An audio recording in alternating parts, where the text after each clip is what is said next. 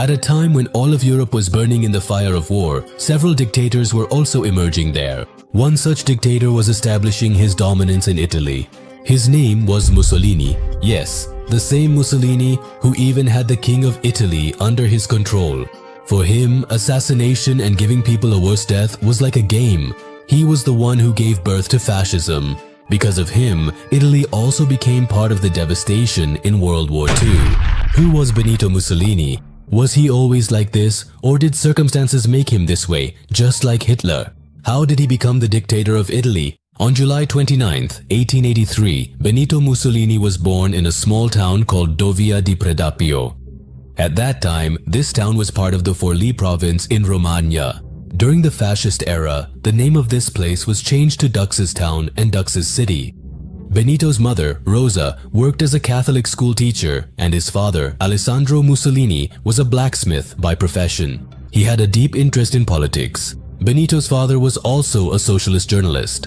He was so deeply immersed in politics that he even named his son Benito Mussolini after the liberal Mexican president Benito Juarez, Italian socialist Andrea Costa, and Amilcare Cipriani. Mussolini was sent to boarding school.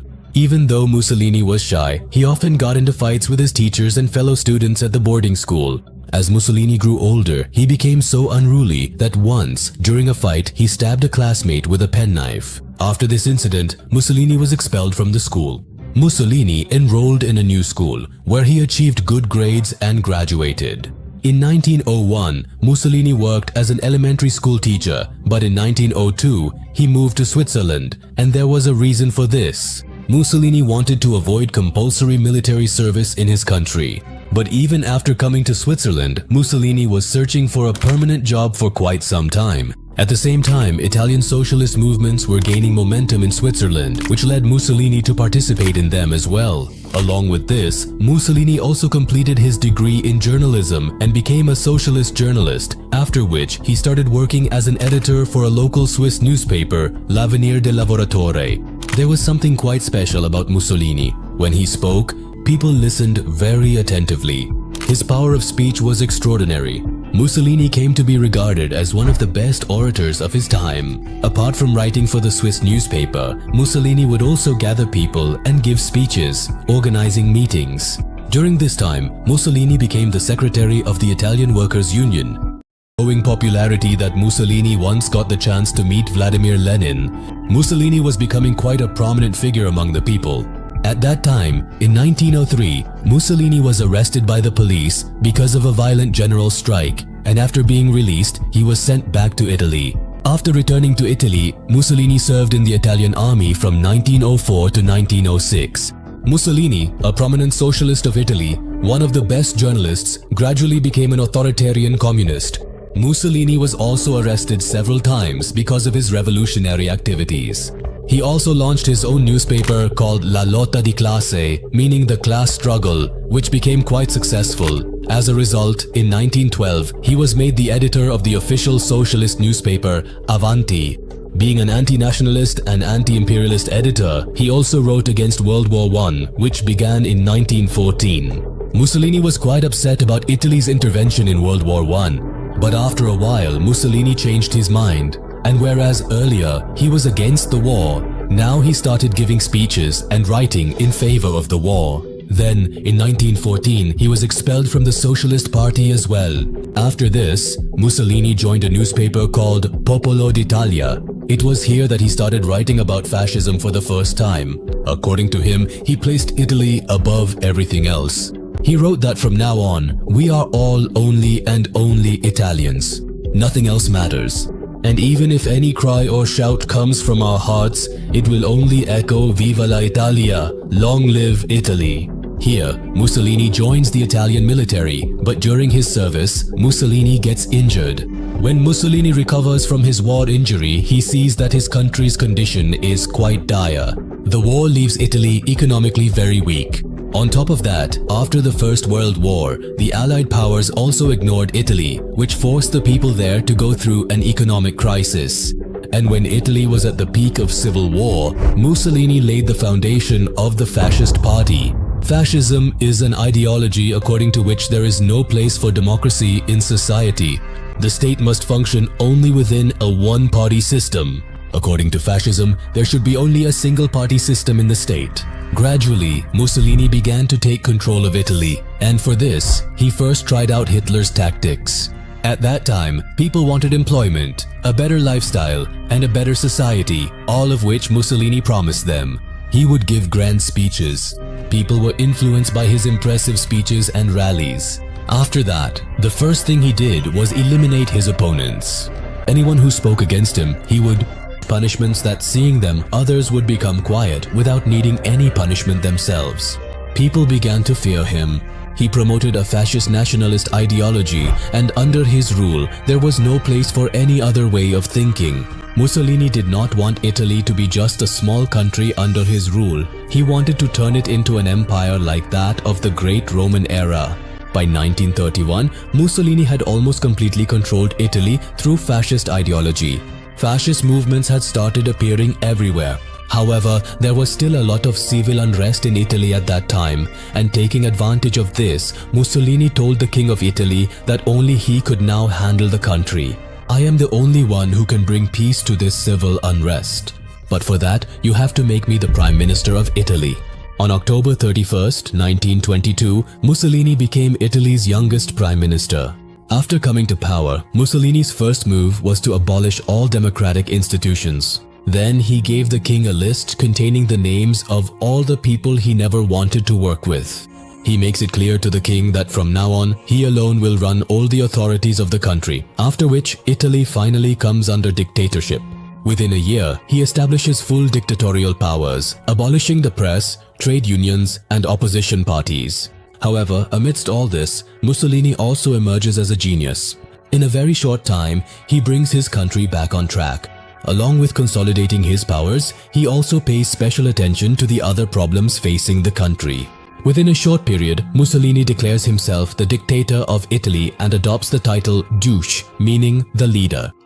During his time, Mussolini establishes a paramilitary unit known as the Black Shirts. This was essentially a security unit, also known as the Voluntary Militia for National Security. It was actually formed in 1919, but it was under Mussolini's rule that it saw the most action. After 1923, this unit was made the security force of the Kingdom of Italy. The main job of the members of this unit was simply to eliminate those who spoke against fascist ideology and to spread their own ideology among the people. The members of this unit wore black uniforms so they could be easily recognized. These people had to work for Benito with their utmost loyalty. If we look at it, the credit for forming this group goes to nationalist intellectuals who openly opposed the peasants and the country's laborers' unions. After Mussolini came to power, the way these people operated became even harsher. They used to handle people through violence. But Mussolini fully supported them, which is why he expanded this group even further.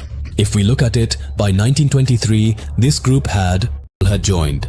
In the early years, Prime Minister Mussolini's government functioned as a right-wing coalition government, which included fascists, nationalists, liberals, and some Catholic parties. But Mussolini did not want to run his country on the basis of a coalition government. Rather, his main aim was to create a totalitarian state in which he considered himself the supreme leader. To achieve his aim, Mussolini also undertook several measures for his country, starting with passing political and economic legislation that was designed to help the wealthy industrial and agrarian classes. After that, in June 1923, he passed a law that completely changed the course of Italy for the next several years. This law is known as the Acerbo Law. This law transformed Italy into a single national constituency. This significantly reduced the unemployment rate and promoted several extensive public works programs. Meanwhile, there was also an incident that turned the people of Italy against Benito. Benito had a prominent opposition leader named Giacomo Matteotti assassinated. This leader was demanding proper voting in the country, which is why Benito had the socialist deputy Giacomo Matteotti killed. Benito believed that there was no need for any kind of opposition in fascist ideology. After this incident, the people of Italy turned against Benito, but gradually Benito managed to silence everyone. With his remarkable manipulative skills, Benito even succeeded in convincing the public. After the death of the opposition leader, the remaining opposition members also suppressed their voices. From 1925 to 1927, all the remaining constitutional bodies were abolished, which finally enabled Italy to fully establish a one-party system. During this time, there were also attempts to assassinate Benito, but his security was so tight that no one could even touch a hair on his head. By 1935, Benito had become extremely confident in his power. Seeing the other countries of Europe, Benito also decided to follow the concept of invasion. In 1935, he invaded Ethiopia. The main reason for attacking Ethiopia was for Italy to show off its power. Overall, he wanted to display Italy's power to the entire world. The Italian army mercilessly killed people in Ethiopia. In some places, the Italian army even burned down entire villages. The invasion of Ethiopia lasted from 1935 to around 1941. Mussolini began turning Ethiopia into the new Italian Empire, in which all Ethiopian males over the age of 18 were executed. After that, all Eastern Orthodox churches and the priests and bishops of the church were eliminated. During the Ethiopian invasion, Hitler was Mussolini's. I was quite impressed by the way it was done. At this time, Nazism was also gaining momentum in the world, which led to a strong friendship between Hitler and Mussolini. Based on this friendship, a pact was signed between Hitler and Benito in 1939. This was a military and political alliance pact, which was known as the Pact of Steel. This pact mainly had two parts. The first part was an open declaration of continuing trust and cooperation between Germany and Italy, and the second part was a secret supplementary protocol that encouraged the union of their policies. There was a greater focus on military and economic policies in this. That is, both countries would help each other economically and militarily whenever needed. Mussolini also created several discriminatory policies against Jews in Italy. Apart from all this, from 1935 to 1939, Italy faced a heavy war cost. Italy suffered significant losses due to its invasion of Ethiopia. Italy began to accumulate a lot of debt. In 1939, Hitler shared his idea of invading Poland with Mussolini. But Italy still hadn't recovered from the invasion of Ethiopia.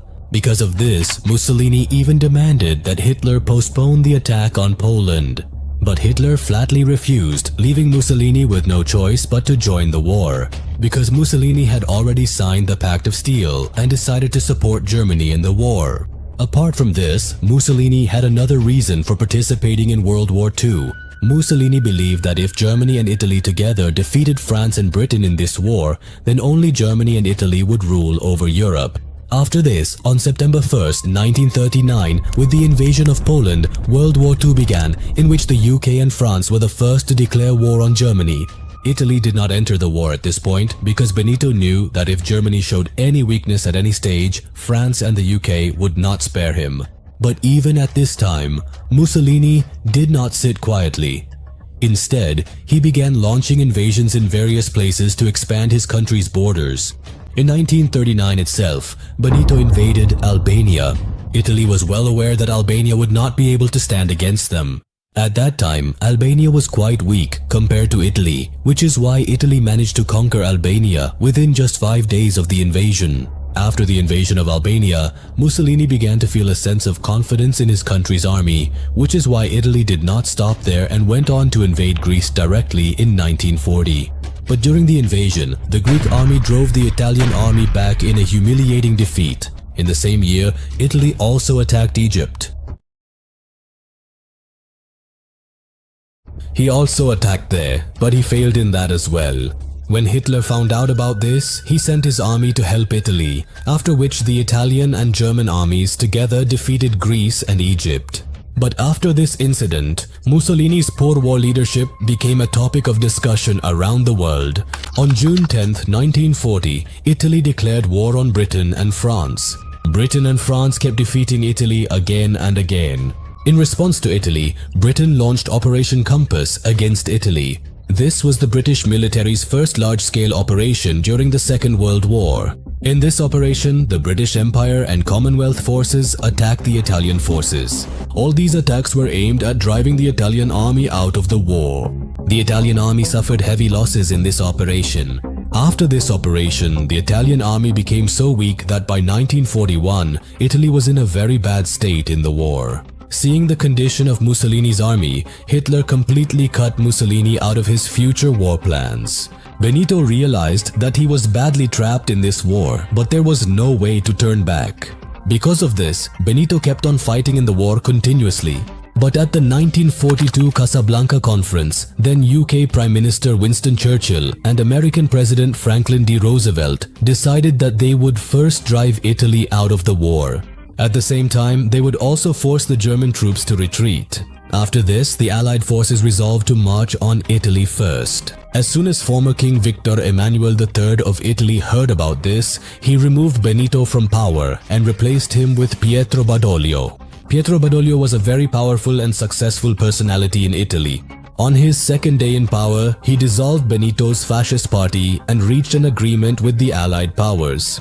He signed an armistice with the Allies. This armistice was known as the Armistice of Cassibile, which was signed between the Allied powers and Italy on September 3, 1943.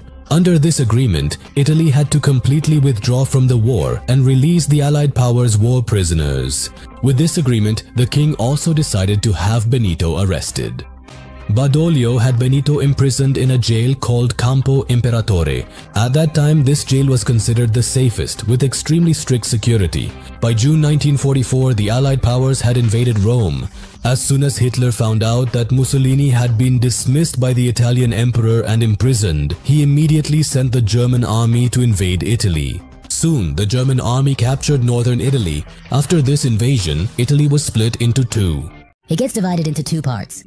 The German army now frees Mussolini. After that, Hitler appoints Mussolini as the ruler of the conquered northern Italy. Following this, under Nazi rule, Mussolini governs here for about 18 months. But at this time, due to continuous taxes and the ongoing public revolt in northern Italy, Mussolini is ultimately forced to look for a way to escape. On April 27, 1945, Benito Mussolini, along with his lover Clara Petacci, was ready to flee Italy and head to Switzerland. But this escape plan does not succeed. Mussolini, Clara, and the rest of their group are caught on the way. After that, on April 28, 1945, Mussolini, Clara, and all the others were shot. But Mussolini's death did not end here. Rather, from this point begins the most horrifying scene of death in history. This is because the next day, on April 29, 1945, the bodies of all these people were taken in a van and dumped on the streets of Piazzale Loreto, south of Milan. Thousands of people gathered to witness this scene. These people had not come to mourn the death of Italy's dictator, but to take their revenge. By the way, let me tell you that the very place where Benito and his companions' bodies were dumped was the same spot where, just a year earlier, Benito had 15 anti-fascist people brutally executed in front of a large crowd. The people here had not been able to forget this incident. Because of this, everyone decided to punish Benito at the very same place.